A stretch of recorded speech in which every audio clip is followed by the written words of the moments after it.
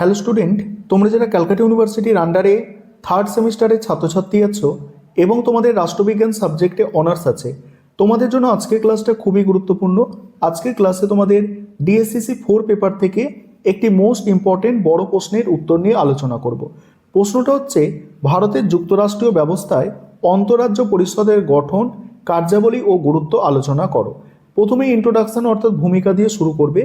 ভারতের সংবিধান প্রণেতারা ভারতকে একটি আধা যুক্তরাষ্ট্রীয় কাঠামো প্রদান করেছেন, যেখানে কেন্দ্র ও রাজ্য উভয়ের সহাবস্থান রয়েছে।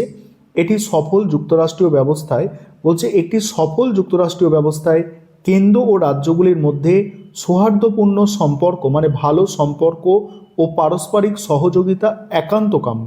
এই উদ্দেশ্যে ভারতীয় সংবিধানের 263 নম্বর ধারায় রাষ্ট্রপতির দ্বারা অন্তরাজ্য পরিষদ গঠনের কথা বলা হয়েছে। দীর্ঘকাল এই পরিষদ গঠিত না হলেও সরকারিয়া কমিশনের সুপারিশ মেনে 1990 সালে রাষ্ট্রপতির আদেশে এই পরিষদ গঠিত হয়। ভারতীয় যুক্তরাষ্ট্রীয় ব্যবস্থায় কেন্দ্র, রাজ্য এবং অন্তরাজ্য সহযোগিতার ক্ষেত্রে এটি একটি অত্যন্ত গুরুত্বপূর্ণ সাংবিধানিক মঞ্চ। এবার আছে দেখো অন্তরাজ্য পরিষদের গঠন। অন্তরাজ্য পরিষদের গঠন কি বলা হচ্ছে দেখো, 1990 সালে রাষ্ট্রপতির আদেশনামা এবং পরবর্তীকালে সংশোধন অনুযায়ী অন্তরাজ্য পরিষদের গঠন নিম্নরূপ। এক হচ্ছে চেয়ারম্যান। ভারতের প্রধানমন্ত্রী হলেন এই পরিষদের চেয়ারম্যান বা সভাপতি। দুই হচ্ছে সদস্য। সমস্ত রাজ্যের মুখ্যমন্ত্রীগণ এবং যেসব কেন্দ্রশাসিত অঞ্চলে বিধানসভা আছে সেখানকার মুখ্যমন্ত্রীগণ। প্রশাসক। যেসব কেন্দ্রশাসিত অঞ্চলে বিধানসভা নেই সেখানকার প্রশাসকগণ। কেন্দ্রীয় মন্ত্রী। প্রধানমন্ত্রীর দ্বারা মনোনীত কেন্দ্রীয় ক্যাবিনেট পর্যায়ে 6 জন মন্ত্রী। এছাড়া বিশেষ আমন্ত্রিত সদস্য হিসাবে প্রয়োজনে অন্যান্য মন্ত্রীদেরও এই বৈঠকে ডাকা যেতে পারে। এই পরিষদের একটি স্থায়ী সচিবালয় ও সেক্রেটারিয়েট রয়েছে, যা পরিষদের দৈনন্দিন কাজকর্ম পরিচালনা করে। এবারে কার্যাবলী ও গুরুত্ব কি বলা হচ্ছে এখানে, সংবিধানের 263 নম্বর ধারা এবং সরকারিয়া কমিশনের সুপারিশ অনুযায়ী অন্তরাজ্য পরিষদের মূল লক্ষ্য হল কেন্দ্র ও রাজ্যের মধ্যে এবং রাজ্যগুলির নিজেদের মধ্যে বিবাদ দূর করে সহযোগিতার পরিবেশ গড়ে তোলা। নিচে এর কার্যাবলী ও গুরুত্ব 6টি মূল বিন্দুর মাধ্যমে আলোচনা করা হলো। প্রথম হচ্ছে কি, সাধারণ স্বার্থ সংশ্লিষ্ট বিষয়ে আলোচনা।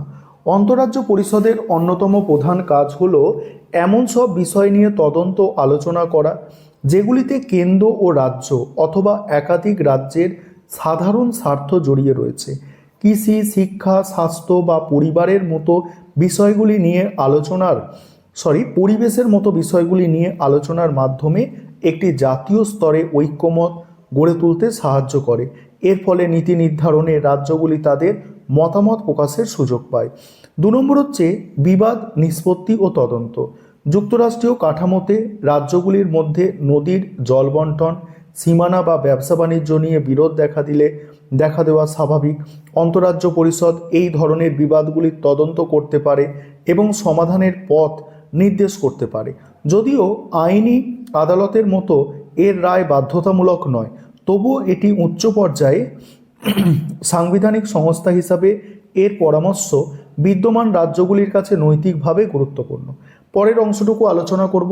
তার আগে যে বিষয়টা তোমাদের বলার আছে, তোমাদের জন্য অনলাইন কোচিং ক্লাস চলছে। তোমরা যদি কেউ পেইড ব্যাচে অ্যাডমিশন নিতে ইচ্ছুক থাকো বা স্টাডি মেটেরিয়াল পারচেস করতে চাও, তাহলে স্ক্রিনে দেওয়া নম্বরে যোগাযোগ করতে পারো। দেখো পরের পয়েন্ট হচ্ছে নীতি ও কার্যের সমন্বয় সাধন। ভারতের সুষম উন্নয়নের জন্য কেন্দ্র ও রাজ্য সরকারের নীতিগুলির মধ্যে সামঞ্জস্য থাকা প্রয়োজন। এই পরিষদ বিভিন্ন বিষয়ে নীতি এবং কার্যপদ্ধতির সমন্বয় সাধনের জন্য সুপারিশ করে। এর ফলে প্রশাসনিক দ্বন্দ্ব কমে এবং প্রশাসনিক দক্ষতা বৃদ্ধি পায়।